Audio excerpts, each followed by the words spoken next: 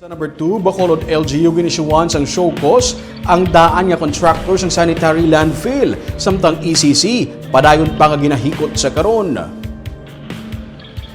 Ginkumpirma ni Bacolod City Administrator Attorney Mark Steven Mayo nga naghatag na sila sang notice violation kag show-cause order batok sa IPM Construction and Development Corporation nga naging contractor sang sanitary landfill sa Barangay Felisa sadtong tuig 2016 tubtub 2025. Iniagud makahatag sila sang eksplanasyon kung nga wala nila ma-secure ang Environmental Compliance Certificate o kung ECC antes pa nagsugod ang pagpatukod sang cell number 4. Suno kay Mayo, apesar nga hindi na sila ang contractor sa landfill sa Subong, may salabton pa sila sa gihapon bangod ila pa kunta ni obligasyon ang pag-secure sang ECC antes na human ang cell number 4. Sa nagsulod ng bago nga tagdumalahan sa landfill, wala pa sang land conversion ng cell number 4, rason nga hindi maisuwan sang ECC.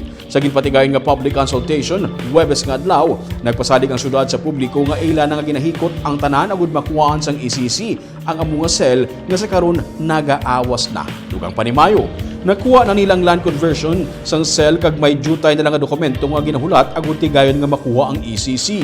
August 10, ginserbihan man sang notices of violation sang Environmental Management Bureau Negros Island Region ang syudad bangod sa paggamit sang cell number 4 kag cell number 5 nga wala sang ECC.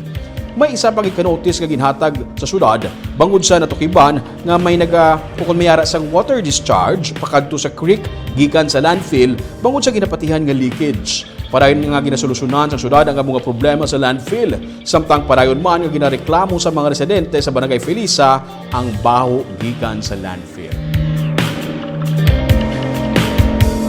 Una gid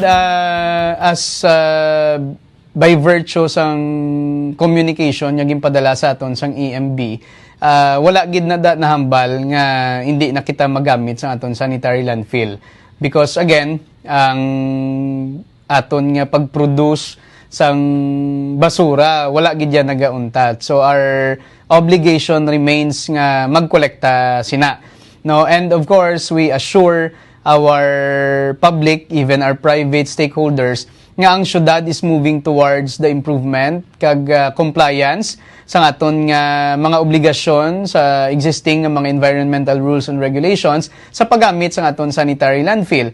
Kag sa sini nga public hearing nga ginpatigayon sang EMB, ang aton diri paglantaw nga we are glad nga everybody is taking part, no? Ara gid to kagina ang pumuluyo sang Felisa, barangay officials sang Felisa, even mga estudyante, private and civil society organizations, even especially ang aton nga mga government agencies concerned. Meaning tanan ini sila may inputs kung paano pag naton maimprobar ang aton nga compliance kag ang aton gid nga approach and measures sa pag-observe sang proper solid waste management diri sa syudad sa Bacolod.